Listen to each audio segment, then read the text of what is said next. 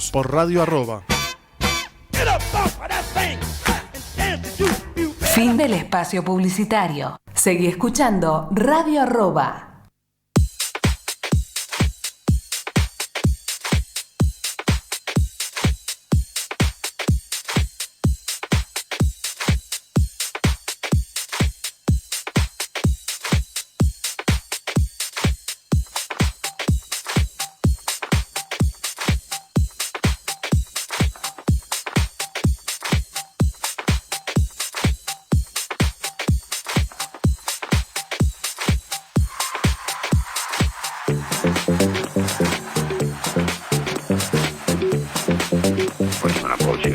Que no sea un caso importado, ¿no es cierto?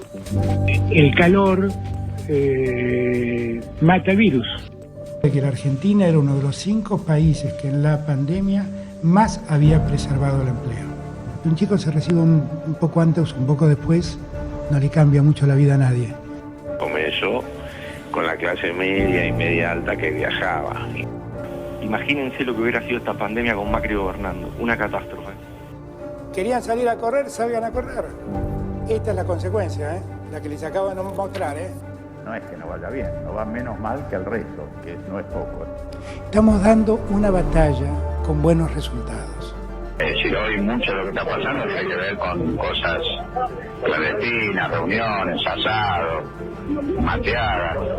Inimaginable que si no tenemos vacuna vayan cientos de miles de porteños y bonaerenses del conurbano a la costa.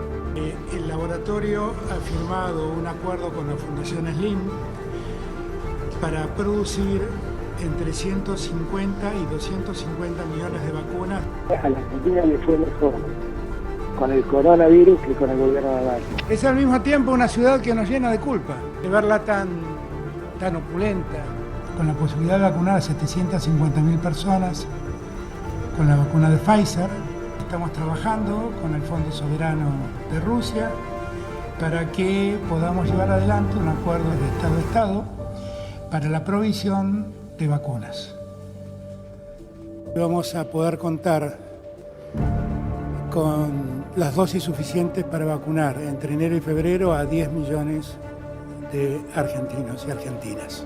Tenemos aseguradas, como ustedes saben, más de 51 millones de dosis. Marca el comienzo del fin de la pandemia.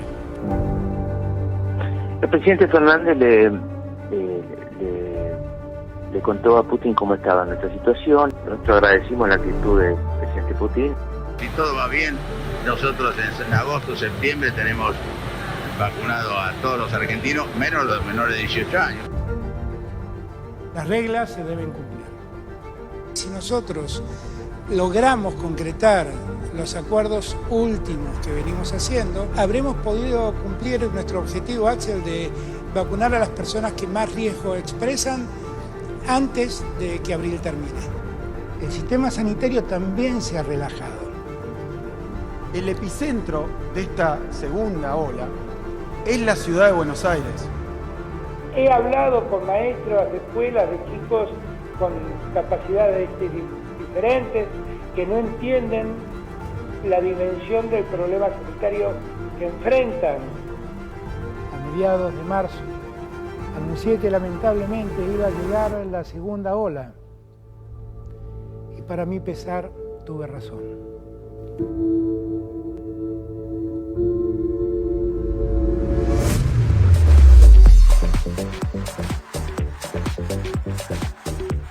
Buenas tardes, bienvenidos a Zoom. Mi nombre es Martín Tula y como todos los jueves hacemos foco en la realidad acá por Radio Arroba. Continúan con la épica, con el relato, continúan festejando los viajes fletes y el día martes superamos en 35.000 muertos por COVID. Siguen sin llegar vacunas, siguen con las promesas. Seguimos en un limbo. Por eso hoy no hice editorial, sino que compartí un audio de un video de Infobae que resume todo lo mal que se gestionó la pandemia desde marzo del 2020. Nada más que agregar. Los invito a que nos escuchen por radio.com/player o nos vean por mi fanpage Martín Tula 2020. Vamos a un corte y enseguida regresamos con la primera invitada. Sofía González Calvo, profesora de la UCA.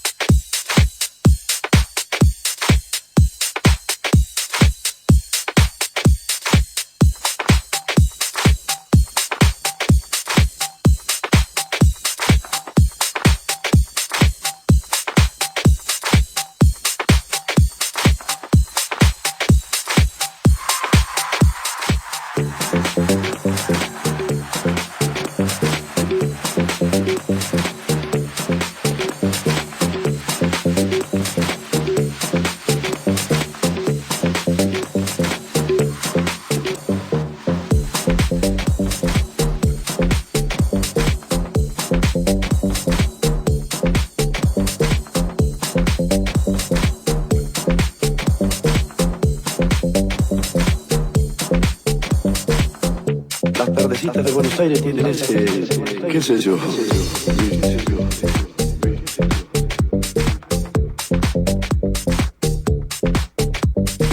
Estamos en el segundo bloque de Zoom con una invitada especial, Sofía González Calvo, profesora de la UCA. ¿Qué tal? Buenas tardes, Sofía, ¿cómo estás? ¿Cómo estás, Martín? ¿Todo bien? Bien, un gusto, un placer. Y te convoqué porque me gustaría hablar sobre la semana de mayo.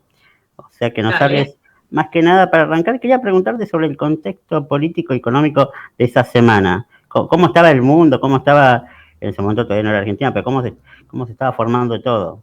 ¿Qué estaba sucediendo?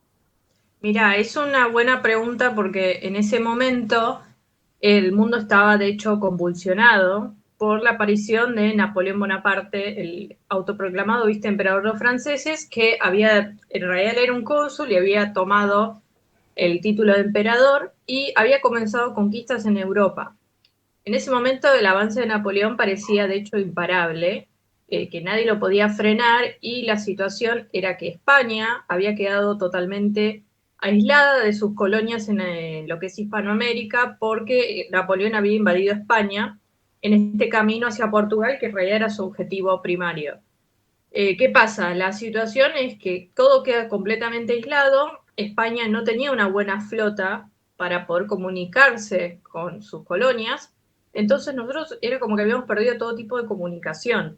Y los que sí se podían comunicar eran barcos ingleses, entonces muchas veces la comunicación era a través de barcos ingleses, que traían las noticias y todo. Pero la verdad es que todo lo que llegaba acá era bastante espantoso, porque imagínate en ese contexto, las noticias llegaban con mucho retraso, por lo menos 2 o 3 meses de retraso, y eran todas negativas. Que Napoleón avanzaba, que las juntas de gobierno se caían, que el rey estaba preso. O sea, muy malas noticias. Un caos. Un caos total, sí. La verdad que no era nada linda la perspectiva, y también las colonias tenían mucho miedo de ser invadidas por Napoleón, que el avance llegara incluso a tierras de América. Entonces era como el gran terror. Y además Napoleón representaba todos los ideales de la Revolución Francesa, que te imaginarás, en las tierras de acá, que eran hipercatólicas, era como el horror total. Entonces, bueno, nadie quería que Napoleón llegara hasta acá, y yo creo que un poco eso responde a todas las cosas que pasaron en la semana de mayo. Claro. Pero no había una idea de independizarse, sino la primera idea era como poner a alguien a cargo hasta que todo pasara, pero después vieron como una beta, un espacio, y hubo gente que dijo, no, sí, sigamos con nuestra independencia. Tal cual.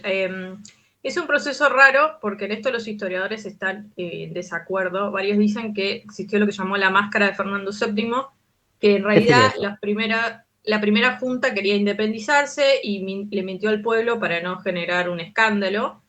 Yo soy de la teoría más bien opuesta, que ellos realmente, salvo algunos que sí pensaban en independencia, como Castelli, por ejemplo, en general el sentimiento popular era, bueno, gobernémonos a nosotros mismos, siguiendo la tradición española de formar juntas de gobierno, hasta que el rey vuelva a España, el legítimo rey o sus sucesores. Entonces, bueno, ¿qué pasó? La Junta después empieza a tomar una serie de medidas bastante polémicas, se generan las guerras de independencia, que tienen como dos fases, la primera fase y la segunda, y ahí empezamos a perder nuestros territorios. Entonces, cuando el rey vuelve, en 1814, si bien nosotros mandamos gente para entrevistarse con el rey a ver si se podía un poco solucionar esta situación tan incómoda, ¿qué pasa? El rey Fernando VII vuelve de muy mala manera, o sea, vuelve con la idea de volver todo para atrás, o sea, valga la redundancia. Es como que él quiere volver a la situación previa a su prisión. Y la verdad es que habían pasado tantas cosas en el medio que él, si hubiera tenido un poco más de viveza, tendría que haber dicho, no, a ver, las cosas cambiaron mucho, no puedo volver a la situación previa. Pero bueno, él era un poco testarudo y eso generó también que muchas de las colonias americanas dijeran, no, a ver, no vamos a someternos a un rey que es injusto, que nos persigue, y ahora ya directamente vamos a la independencia. Un proceso largo y complejo, pero no estaba la idea de independizarse en la primera junta, o sea, para nada. Claro, y algunas provincias como Córdoba no querían ser parte y fueron obligadas más que nada por las armas, por el avance Mira, de yo te tropas. diría que prácticamente todas las provincias fueron obligadas por las armas, o sea, primero que no les gustó la idea de que los porteños hayan tomado la posta y hayan decidido por ellas. Parece muy actual esto, ¿no? Pero... Tal cual, es como es un defecto nacional que venimos arrastrando desde 1810 en adelante. Terrible. Ellos le mandaron la famosa circular del 27 de mayo, se la mandaron como diciéndole, miren, pasó esto tienen que hacer ustedes. Y obviamente las provincias dijeron no, y se levantaron en armas. También hay que tener en cuenta que la persona que mandaron a muchas provincias fue este famoso Castelli que ya les dije antes, que pasó por encima todas las tradiciones de las provincias, cometió un montón de actos de, bueno, que yo derribar iglesias, tirar abajo estatuas. O sea, tampoco la primera junta tuvo mucha diplomacia para tratar con las provincias. Y de hecho, nosotros ya en la primera fase de las guerras de independencia perdemos Paraguay, perdemos parte de la banda oriental y perdemos parte de las provincias del norte, que después todo eso se va a terminar de consolidar en la segunda fase de la guerra. O sea que ya de entrada andaba todo mal. Fue una situación muy negativa, muy compleja, porque la gente, la primera junta no lo supo manejar, la verdad es esa. ¿Y quiénes impulsaron esta revolución? Entre los porteños, ¿quién eran los que impulsaban esto? Porque como hablamos en un principio, había gente que quería continuar con un gobierno provisorio hasta que se solucionara la cuestión de Europa, pero había gente que, bueno, decía, no, vamos a avanzar con esto. ¿Quiénes eran? Mira, en general los que tomaron la posta en este proceso fue la aristocracia porteña y ni siquiera toda, una parte. Obviamente el principal promotor de este proceso es Cornelio Saavedra, porque él era jefe del regimiento de patricios, que era el regimiento más importante de la ciudad de Buenos Aires, entonces él representaba el poder militar. Lo que él apoyara militarmente iba a ser lo que siguiera en el plano político. Si él apoyaba al virrey, iba a continuar el virrey. Si él apoyaba la primera junta, iba a continuar la primera junta. De hecho, es lo que él hace, le dice al virrey, se acabó su tiempo, váyase, esto ha cambiado. Después hay muchos comerciantes, incluso españoles, comerciantes también criollos, que van a apoyar esto. Yo creo que los promotores, si me preguntás a nivel de ideas, son Mariano Moreno y Castelli.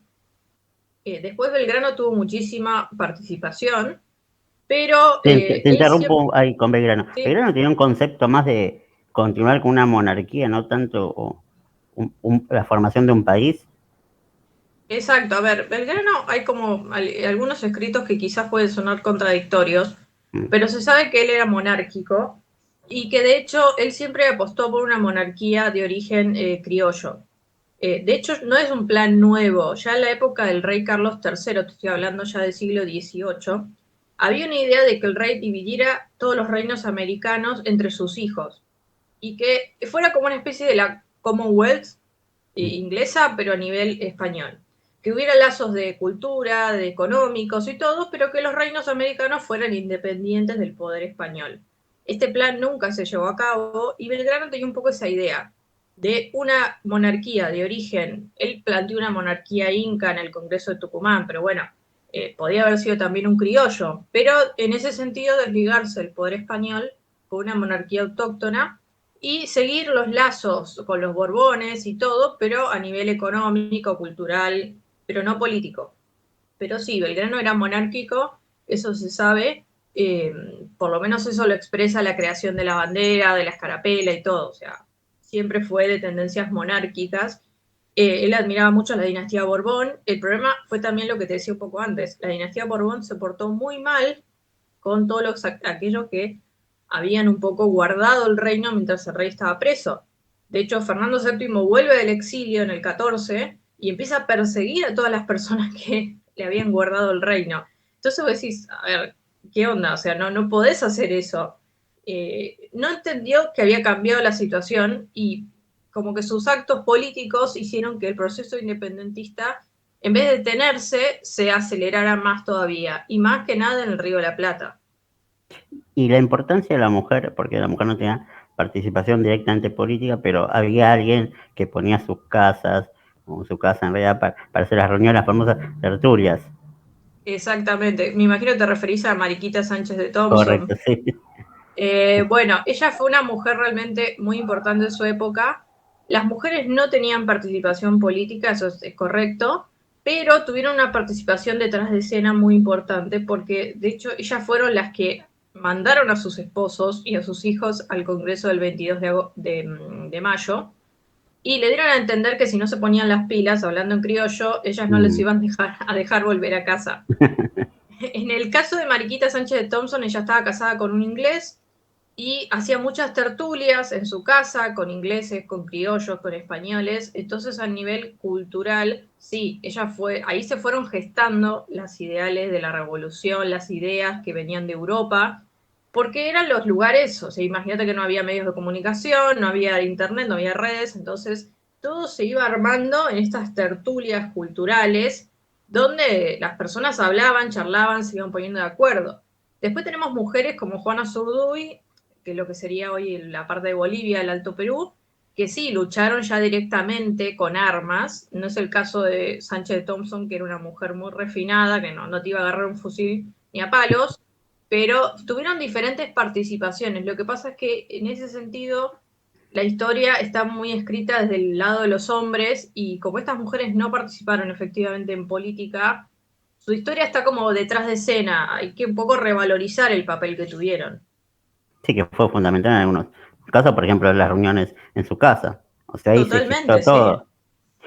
Sí. Pero en realidad todo empieza en Venezuela, ¿no? Porque el tema de la revolución no se da directamente en este territorio, sino arrancó mucho antes en Venezuela.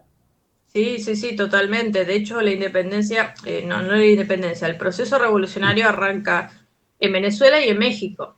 Y va bajando hacia el sur. O sea, vos también pensás que Venezuela había sido muy influenciada por las ideas independentistas de Francisco de Miranda, de muchas personas que se habían formado en Londres, que habían sido influidas por logias masónicas, y estas logias les convenía que los reinos americanos quedaran fraccionados para poder comerciar mejor y no tener que lidiar con España. En este momento que Napoleón medio que aísla el territorio europeo del resto del mundo, los ingleses ven la oportunidad de acelerar la independencia. De hecho, ellos estuvieron detrás de muchas independencias.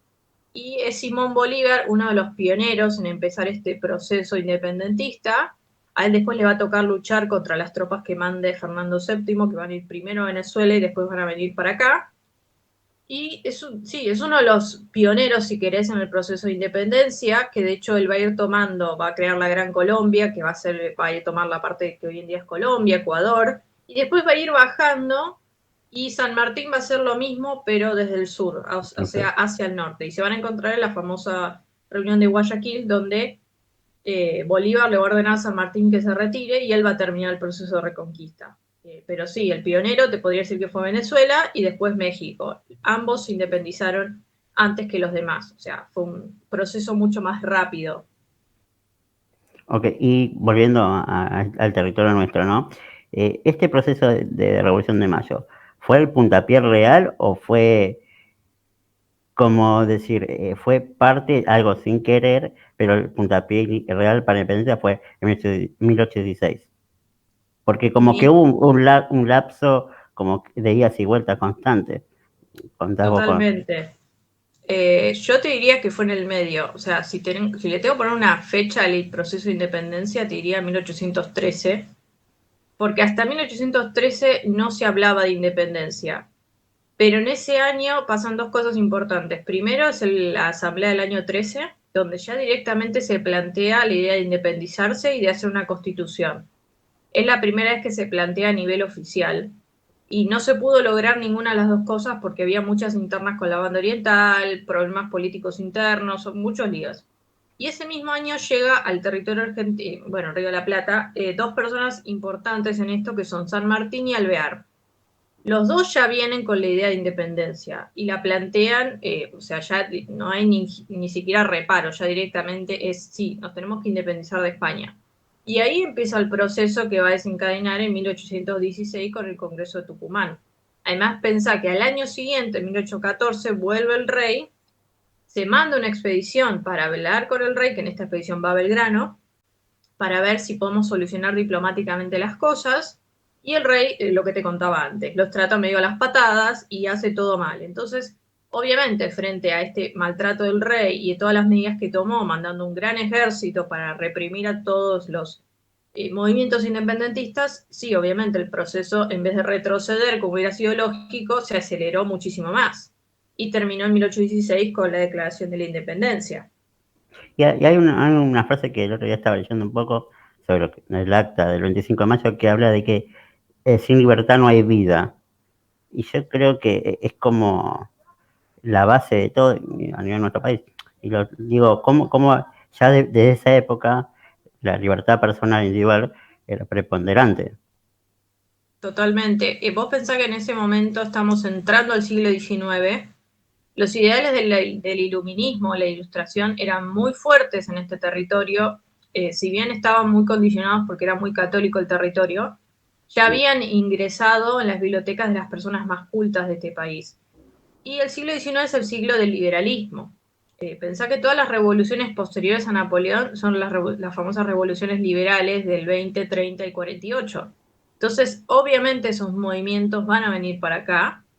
Y va a haber muchísima influencia de los ideales de la Revolución Francesa, del liberalismo, la idea de que tenemos que tener nuestra propia constitución donde la libertad sea un bien, el bien en realidad más preciado, o sea, la famosa frase, creo que es del Che Guevara, pero la verdad es que no sé si si me estoy confundiendo, que creo que dice es mejor vivir de pie que morir de rodillas o algo así, capaz que me estoy confundiendo el autor, pero bueno, expresa un poco esta idea que venía del siglo XIX, o sea, en otro contexto obviamente, pero te quiero decir, es esta idea de que la libertad es el bien supremo. Y vos pensás que ya España estaba en este proceso, porque ellos en 1812 sancionan su constitución liberal, que de hecho el rey se las va a anular, pero bueno, imagínate que si esto ya estaba pasando en 1812 en España, obviamente esto se iba a venir para acá. Sí. Entonces, el valor de la libertad para todos los padres de la independencia era importantísimo. O sea, la idea de tener libertad por encima de todas las cosas.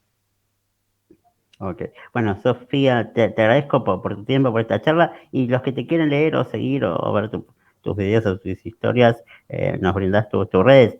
Así saben un poco más de historia de tu mano. ¿Cuál es tu red? Mi red principal es Instagram, que se llama Regine Historia, Regine, porque es una historiadora francesa. Y después me pueden seguir en Facebook o en YouTube. En realidad, donde subo más contenidos en Instagram y después lo voy reposteando en otras redes, pero me pueden seguir por cualquiera de las tres. Bueno, Sofía, muchas gracias por todo. Contamos nuevamente con tu presencia en breve y la verdad que está bueno hacer este tipo de charlas y entrevistas y aprender un poco más y darle otra perspectiva a la historia. Gracias, un fuerte Martín. Abrazo. Hasta luego, Sofía. Abrazo, chau, chau. Buenas tardes. Vamos a una pausa y enseguida volvemos con el próximo invitado.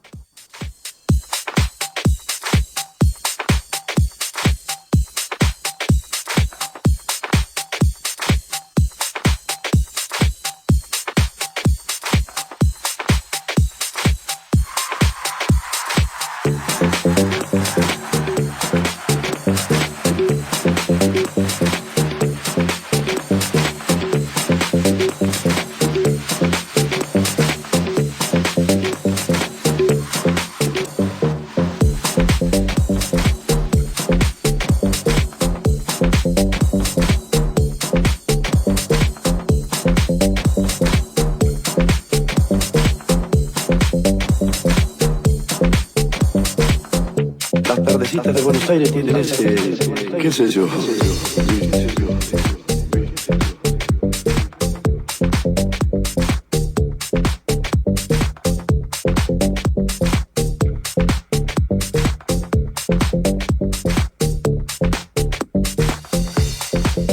Bueno, estamos acá en el tercer bloque de Zoom con nuestra próxima invitada, Adriana Flores, abogada exiliada en Argentina, defensora de derechos humanos.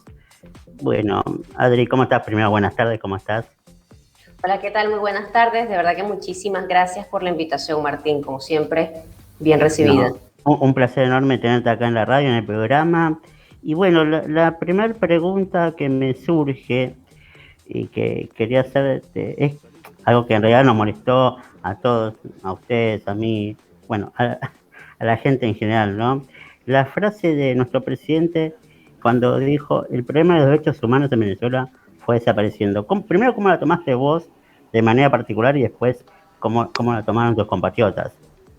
Bueno, de manera personal, por supuesto, en mi caso personal, que yo estoy precisamente en Argentina como solicitante de asilo por persecución política a través de tribunales militares, cuando en Venezuela constitucionalmente no se permite que los civiles seamos juzgados a través de tribunales militares y más aún sin prueba. Entonces, y no es mi caso único, somos varios los venezolanos que estamos en situación de solicitud de asilo o de refugio acá en Argentina, precisamente por persecución política o de otros tipos de violaciones de derechos humanos. Eso en mi caso personal, pero también muchos otros paisanos, por supuesto, no lo tomaron bien por el hecho de que, a ver, somos más de 5 millones de venezolanos desplazados alrededor del mundo, en un país donde nosotros nunca habíamos sido un país de migrantes, sino por el contrario, siempre recibíamos a quienes venían de guerras o de conflictos económicos, de crisis económicas. Entonces, no hay esa supuesta situación de normalidad en Venezuela como lo quiere hacer ver el presidente Alberto Fernández. Solamente aquí en Argentina somos más de 200.000 venezolanos. Claro, y aparte nosotros, que en la década de 70 muchos argentinos fueron para Venezuela por conflictos acá, conflictos militares y de dictadura. Entonces, a mi entender, como siempre pifia acá en Nigeria, y te lo traslado algo que sucedió ayer, mientras por un lado dice eso sobre Venezuela, por otro lado va un grupo representativo del Estado con Juan Grabois a la cabeza a intervenir en un tema de Colombia, que puedo estar de acuerdo con la postura, pero mirás para un lado sí, para otro no. Es como la doble moral que siempre tenemos.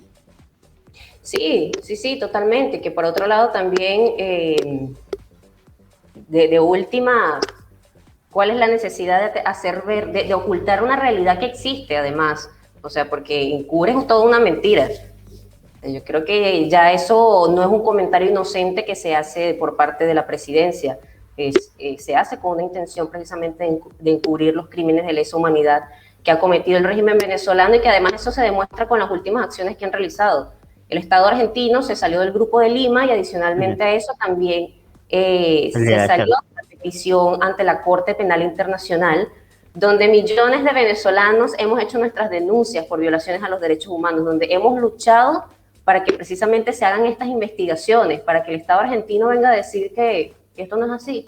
Oye, mira, esto es una falta de respeto muy grave, muy grave. Sí, es por eso, digo, es una mirada muy sugestiva hacia un sector y hacia otro no. Y ahora te traslado a la economía en Venezuela, que está destrozada, muy destrozada. Y otro día, leyendo unos informes y viendo la tele, me llamó mucho la atención el tema de las propiedades en Venezuela. Cómo, entre comillas, se están regalando por nada, y apuntaban que muchas veces los mismos militares y gente del Estado está comprando y están haciendo negocio. ¿Es así? O sea, ellos mismos destruyeron la economía, y la economía que tienen hoy por hoy destruida la están aprovechando. Sí, correcto. Lo que se refiere al sector inmobiliario en Venezuela, casas espectaculares, casas en sitios estratégicos, lugares muy bonitos, a precios internacionales sumamente irrisorios, por el hecho de que, en primer lugar, el poder adquisitivo en Venezuela es muy bajo.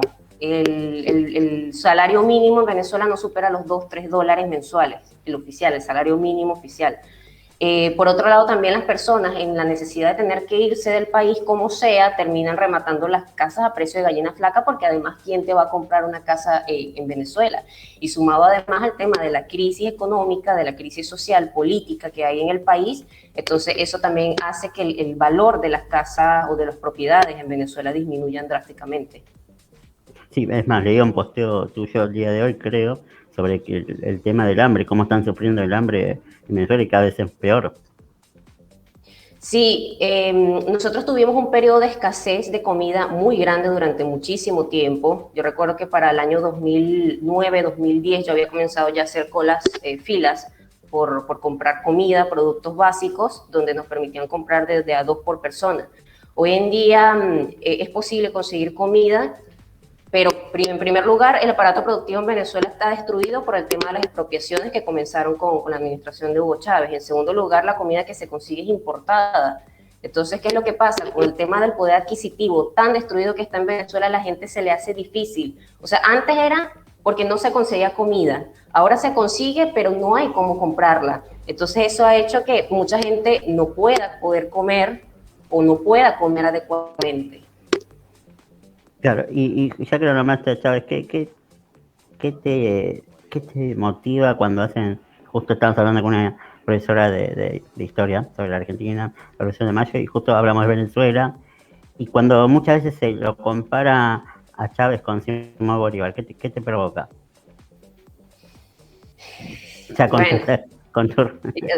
imagínate uno cómo le pega eso en el nacionalismo, en el patriotismo, o sea, nuestros héroes de la independencia que dieron sus vidas para, bueno, librarnos de la corona española, para que venga alguien a decir que él es enviado de quién, prácticamente el hijo de Chávez, del hijo de Bolívar, perdón, a vendernos a los regímenes de Cuba, de Rusia, de China, de Irán, de Turquía, o sea, una retórica totalmente diferente a lo que fue el proceso de independencia en Venezuela. Pero claro, esto lo hacen con la intención primero de modificar la historia. Esto de que Venezuela pasó a ser República de Venezuela, a ser República Bolivariana de Venezuela, a cambiar el escudo, a cambiar las instituciones, a cambiar el color oficial del Estado, o sea, esto lo hacen con una intención, evidentemente. Esto no es simplemente casualidad de que Chávez se hizo llamar el hijo de Bolívar en su momento.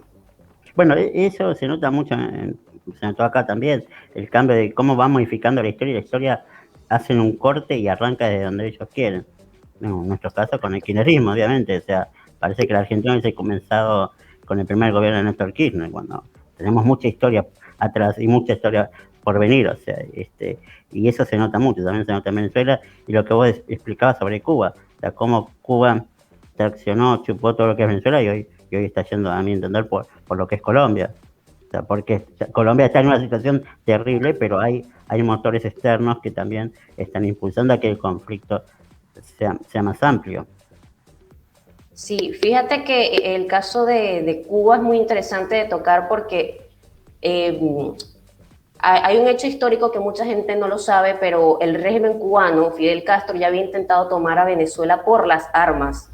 Eso ocurrió en el 67, en el desembarco de Machurucuto, donde grupos guerrilleros cubanos y venezolanos entrenados en Cuba llegaron a costas venezolanas con la intención de crear movimientos subversivos. O sea, hacía décadas ya que Fidel Castro y que el régimen cubano habían intentado tomar Venezuela. Lo que pasa es que se dieron cuenta que a través de las armas no era posible, y por eso es que aparece posteriormente la figura de Hugo Chávez, quien además intentó 2 golpes de Estado en el 92. Pocos años después fue liberado, y ahí es cuando Chávez se lanza a elecciones y efectivamente gana. O sea, el régimen castrista ya tenía tiempo poniendo los ojos en Venezuela. Pero sí, hubo un cambio drástico en los 90, cuando se dieron cuenta que por la cultura y por la política era la mejor forma de entrar. Así entran acá, o sea, lavando cabezas a través de la cultura, metiendo gente en cargos políticos y demás, haciendo crecer toda una estructura que iba a tardar más tiempo que las armas, porque las armas son más directas, pero tarde o temprano iban a llegar. Bueno, sucedió en Venezuela y estamos acá en un proceso más o menos complicado. Ahora te hago otra pregunta. ¿Crees que la clase media venezolana directamente ya dejó de existir? Es una pregunta que me está dando vueltas hace tiempo y viendo las estadísticas me lleva a hacerte esa pregunta. Sí, Venezuela prácticamente la clase media quedó destruida. La clase media quedó destruida. Hoy en día están los que pueden acceder a servicios básicos, a comida, a salud, a cosas, digamos, esenciales que cualquier persona o la mayoría de las personas dentro de la clase media podrían acceder, y las personas que no tienen muchas posibilidades, que viven con salarios de 10, 20 dólares mensuales en una economía dolarizada donde la cesta básica son más de 200 dólares mensuales. O sea, por eso te digo, hay gente que de verdad la está pasando duro y está pasando hambre en Venezuela. Y esto es precisamente a raíz de toda esta crisis propiciada por el régimen. ¿Y tenés idea más o menos cómo se está manejando el tema del COVID, de la pandemia en Venezuela? Porque tenía las goticas, como le decía, no me acuerdo el medicamento que sí, algo así como las gotas milagrosas, no me acuerdo bien, pero no, el tema del COVID en Venezuela es desesperante, es desesperante. O sea, primero tomemos en cuenta de que Venezuela ya venía con una crisis de salud muy grande, muy importante. O sea, los hospitales en Venezuela ya estaban colapsados desde hace tiempo. Hoy en día, con el tema del COVID, el colapso es total y rotundo, y que además de eso, en Venezuela no existen los test para identificar cuando una persona está contagiada. ¿Cómo lo diagnostican? Sí, justo te iba a explicar. Perdón. No te preocupes. Justamente algunos miembros de mi familia, amistades, se han contagiado, y cuando me comentaron que ellos lo que tienen que hacer es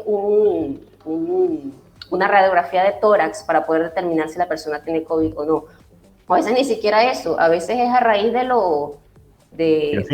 consulta médica, sí, a raíz de los síntomas suponen que tienen COVID o no, pero allá no es como por lo menos acá, que hay oportunidad de poder ir a hacerse un test de un hisopado, un test de saliva.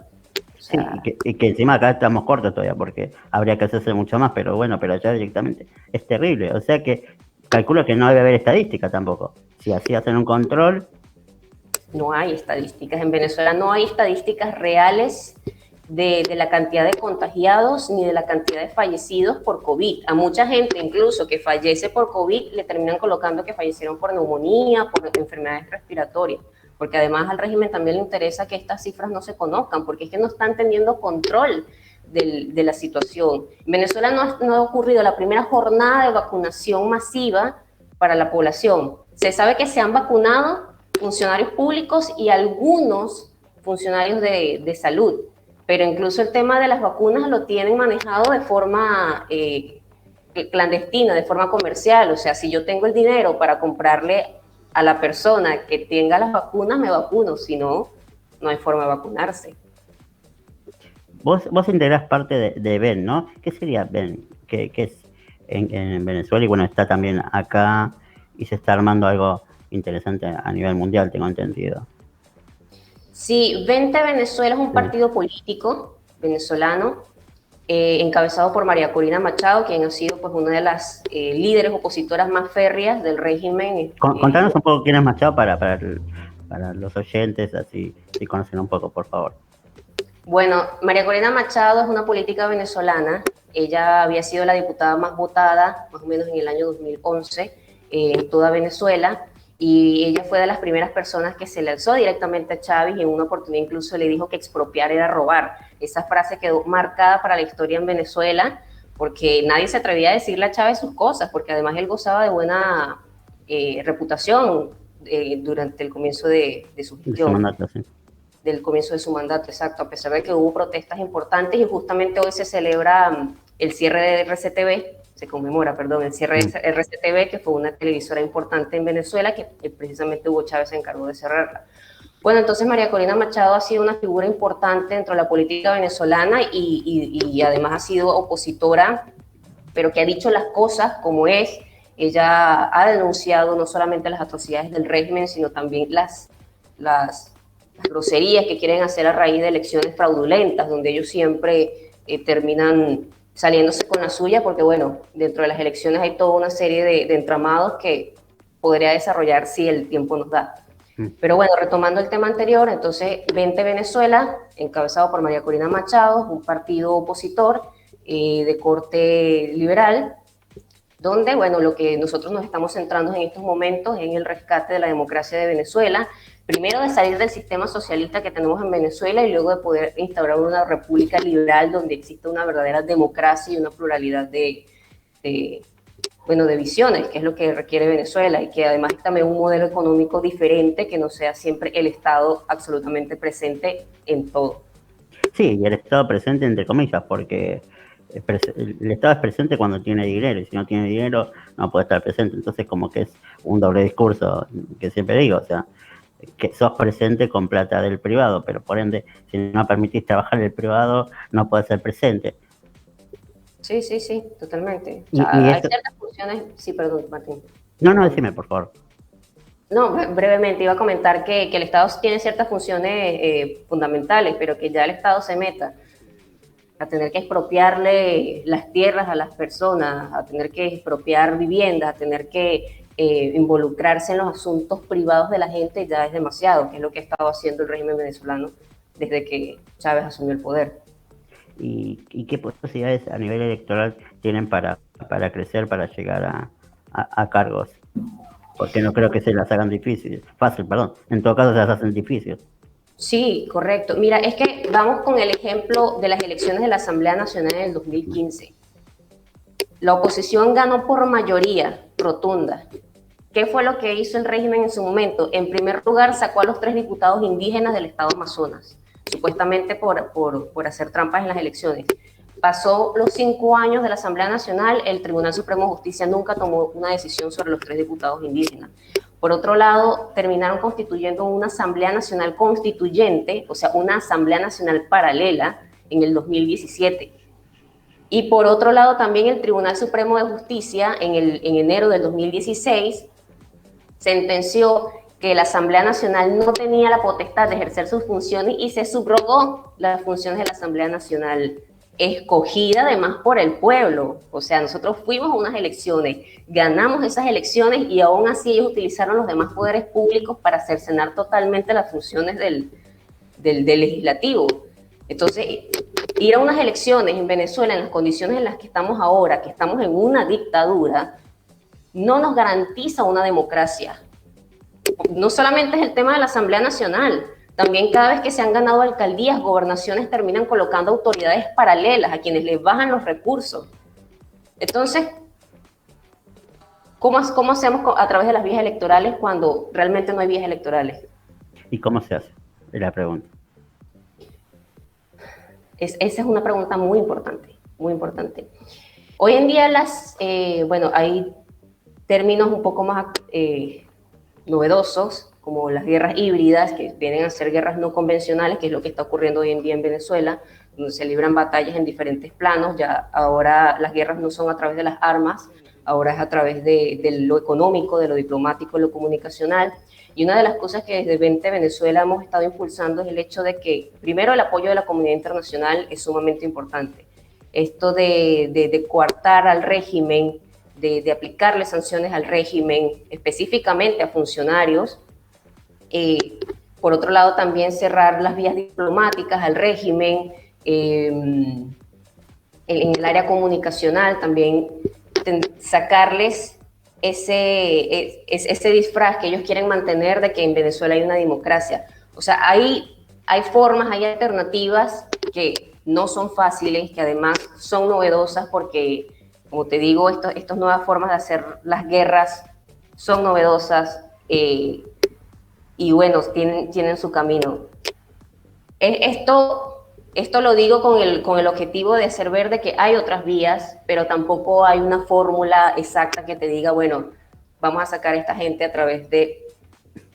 Sí, como lo que se denomina acá la famosa batalla cultural, o sea, empezar a exponer ideas, empezar a mostrar cosas y empezar a mostrar cosas que realmente sucedieron y no solamente una parte de la historia.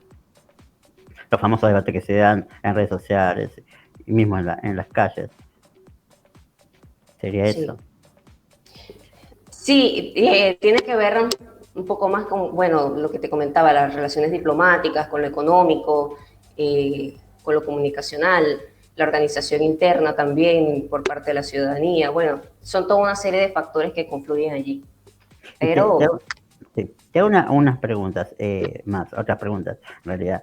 ¿Qué 3 puntos marcas que puede estar sucediendo o no, o hayan sucedido, o pueden llegar a suceder en Argentina, que vieron ustedes en Venezuela y que terminó en lo que es hoy Venezuela, ¿no? Porque acá está siempre la discusión de vamos a hacer Venezuela, por otro lado dicen no vamos a hacer Venezuela, ya de por sí por el tema de elecciones y demás, el tema de cómo está el armado político, pero bueno, siempre está la duda, ¿viste? Y ante la duda, yo creo que siempre la duda se marcan con hechos y con historias, y hechos puntuales. Entonces, ¿qué 3 cosas que sucedieron en Venezuela vos podrías marcar, decir, mire, ustedes están yendo al mismo camino que fuimos nosotros? Esto es muy interesante porque sabes que nosotros solíamos decir mucho que nosotros no íbamos a ser como Cuba. Nosotros veíamos al régimen castrista como algo ahí muy lejano. Hoy en día, en Venezuela, la gente se va en balsa, se va a pie, kilómetros para poder salir de Venezuela, como hicieron precisamente los balseros, o como hacen los balseros cubanos. Entonces es muy importante nunca subestimar al enemigo, porque además estos sistemas evolucionan y se adaptan a las realidades de cada país, porque la realidad es que los regímenes de estos países, el de Cuba, el de Venezuela, el de Nicaragua, no son iguales realmente. Cada uno pues tiene sus particularidades. Pero ¿qué es lo que pasa en particular con Argentina? Que sí me he fijado y que me ha llamado muchísimo la atención.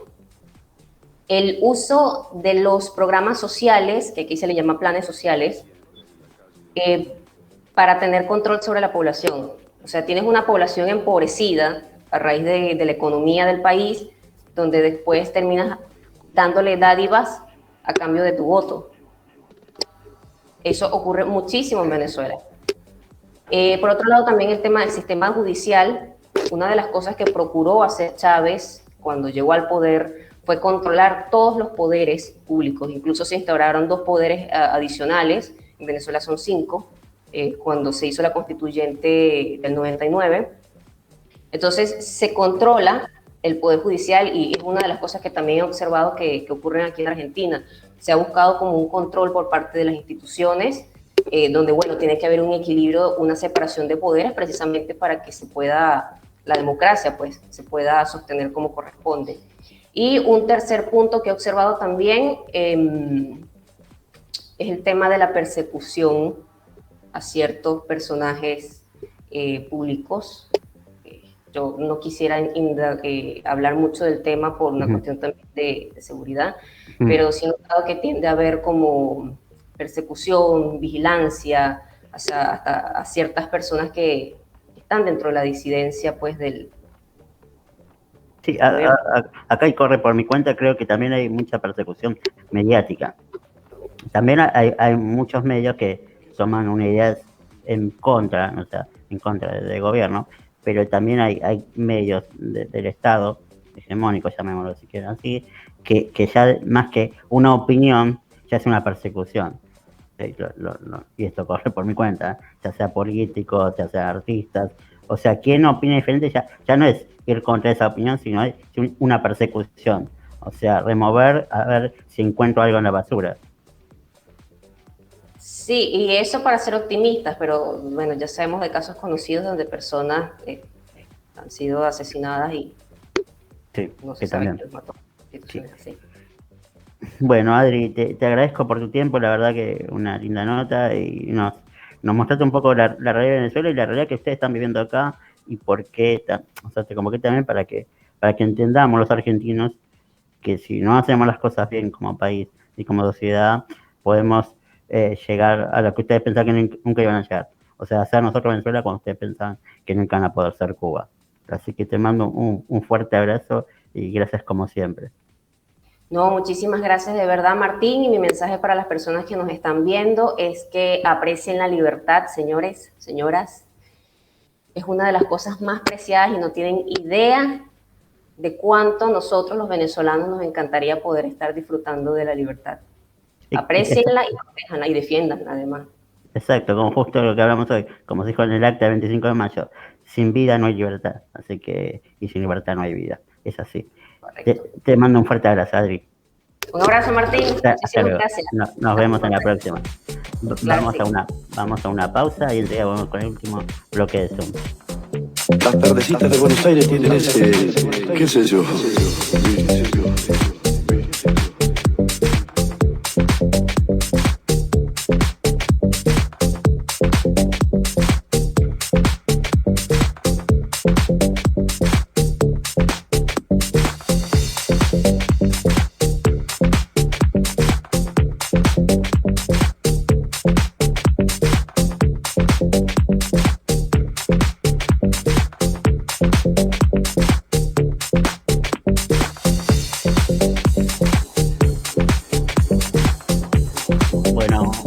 Último bloque de Zoom, gracias a todos como siempre por haber estado presente, pues copado, a mi entender aprendimos bastante historia de lo que fue aquella revolución de mayo de 1810 y bueno, y con Adriana vimos la actualidad de Venezuela, la actualidad de nuestro país en el plano internacional y cómo si seguimos haciendo las cosas mal a nivel sociedad, a nivel país, vamos a terminar muy mal.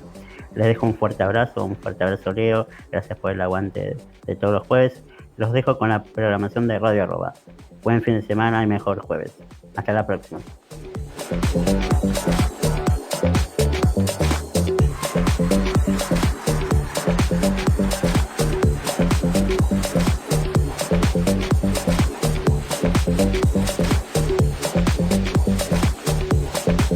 Comienzo del espacio publicitario. ¿Querés hacer tu programa? Escribinos a contacto@radioarroba.com y te vamos a comentar cómo tenés que hacer para ingresar a Radio Arroba, un medio plural para gente singular.